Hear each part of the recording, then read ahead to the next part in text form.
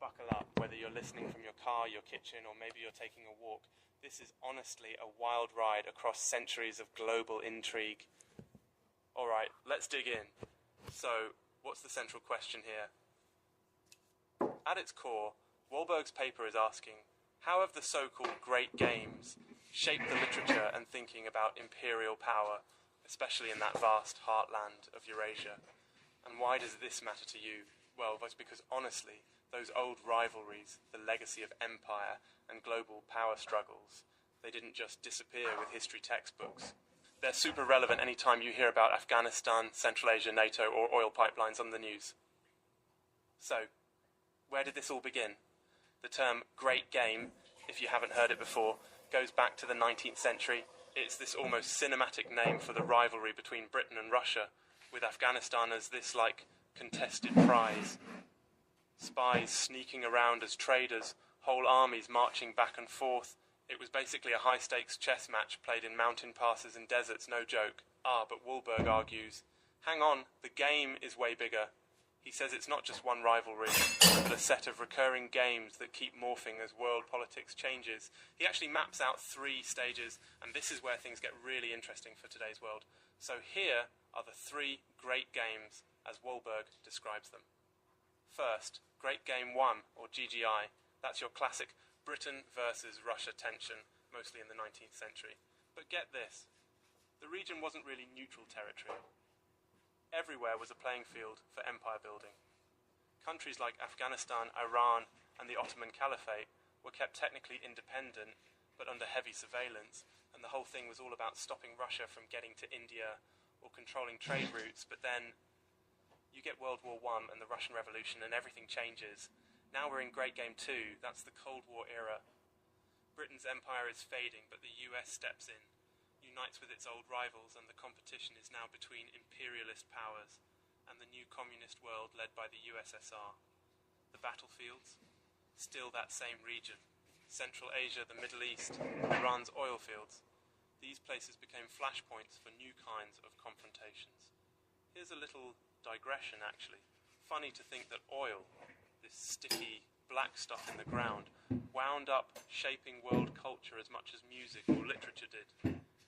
Makes you wonder what random thing we take for granted today might suddenly become the center of the next great game.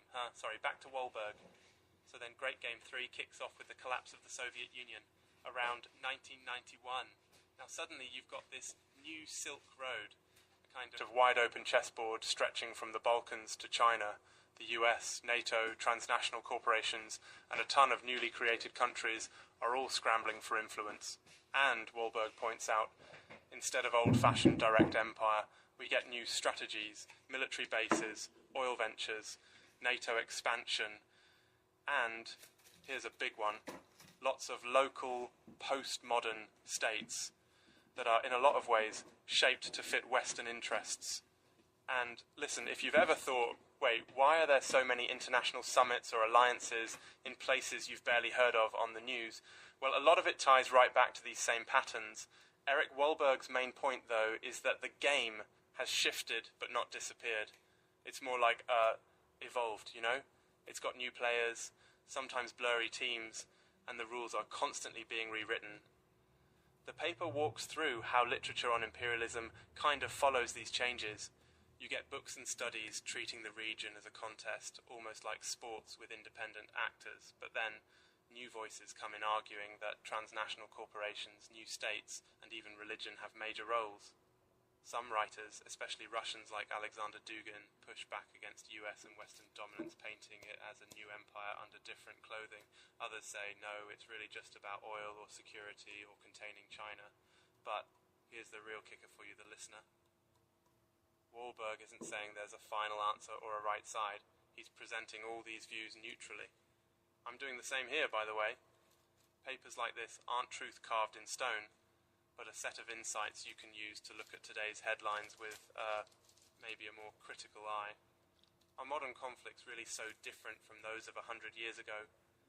Who's benefited, who's been hurt, and who sets the rules?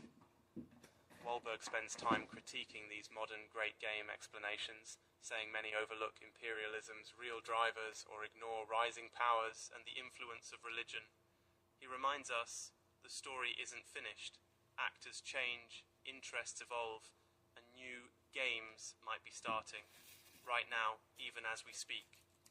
So, as you head into your day, remember the world map isn't just borders and country names. It's a living, breathing arena, and every headline may be another move on this ever-shifting chessboard. Thanks for joining me on In-Depth with Academia. I'm Richard Price. And let's keep asking questions, because, as always, research offers just one window, not the final word. See you next time.